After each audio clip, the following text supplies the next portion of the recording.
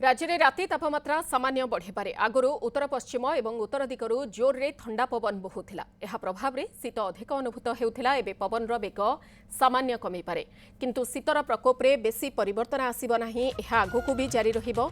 30 तारिख बेलू किछि स्थान रे अधिक शीत हेबो नाही एवं पाग आरामदायक रहिबो। सोआ परिवेश और जलवायु केन्द्र निर्देशक डॉ शरद साहू यह आकलन करिसेंती। से कहिसेंती वायुमंडल रे जलीय बाष्प नथिबारु शीत अधिक हेउथिला। एबे समुद्ररू स्थलभाग को अधिक जलीय बाष्प आसिब फल अल्प किछि स्थान रे शीतर प्रकोप सामान्य कमिब। सेबडे आसंता 7 दिन जाए राति तापमात्रा रे कोनोसी परिवर्तन हेबो नाही बोली आकलन करा जायछि। तेबे कंधमाल जिला जी उदयगिरी रे जारी रहिछि शीतलहरी। दिनकु दिन पारद तळमुहा हेबारे लागिछि। कोहला पवन शीतकु द्विगुणित करुछि। एमिति अवस्था 15 दिन हला लागि रहितबा बेले दिनकु दिन पारद आहुरी खसिबारे लागुछि। एठारे तापमात्रा 5 डिग्री रहितबा जणा पड़िछि। सेबडे अनुगुल जिले में स्वाभाविक ठारू 3.5 डिग्री कमिछि पारद। गत 2 दिन हला 10 डिग्री तले पारद रहुछि। ठंडार प्रकोप बढ़िछि।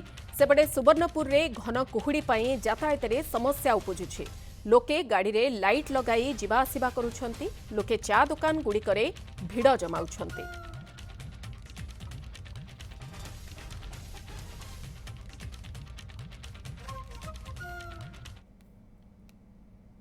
उत्तर उत्तर पश्चिम दिगरू विंडफ्लो रोचे ओडिशा आड़ को जदिव अपर लेवल सपोर्ट करूनी किंतु लो लेवल रे आपनकर उत्तर भारत बा उत्तर पश्चिम भारत रे ठंडा भी रोचे आउ सेठू तो पवनटा आउची हमर एठी भी ठंडा होउची आउ हमर एठी आकाश भी मेघमुक्त रोचे। मेघमुक्त रहले पृथ्वी विकिरण भी वायुमंडल जाउची जाफले ठंडा होउची किंतु जहाँ जना पड़ुची ठंडा एक प्रकार स्थिति रहिबो किंतु डे टू डे 1 डिग्री भितर चेंज आसीबार को दिन 0.5 रु 0.1 डिग्री भितर चेंज हबो बा कोन बढ़ी जीवो कमी जीवो किंतु एई प्रकार स्थिति रहिबो।